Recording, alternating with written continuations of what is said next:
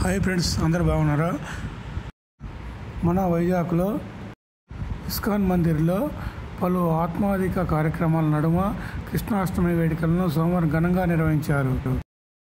ISKCON అధ్యక్షుడు సాంబాదాస్ మాతాజీ నితాయిసే విని సమక్షంలో రాధాకృష్ణులు తదితర ఉత్సవమూర్తుల విగ్రహాలను విశేషంగా అలంకరించారు. ఈ సందర్భంగా శ్రీకృష్ణాష్టమి విశిష్టతను వివరించారు. అనంతరం జరిగిన ఉట్టి కొట్టే కార్యక్రమంలో యువత చిన్నారులు ఉత్సాహంగా పాల్గొన్నారు.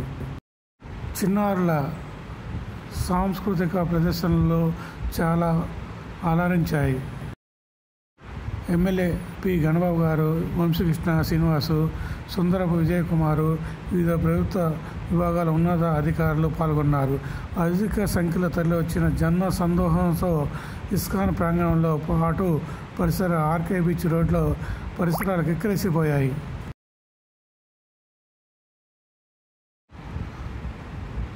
వివిధ పాఠశాలకు చెందిన విద్యార్థులు శ్రీకృష్ణుడు గోపిక వేషధారణలతో సందడి చేశారు.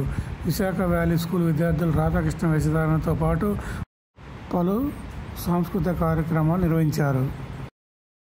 విశాఖ మొత్తం సాగర్ తీరానికి తరలి రావడంతో బీచ్ రోడ్లో గంటల తరబడి ట్రాఫిక్ కూడా సంభవించింది. అదేవిధంగా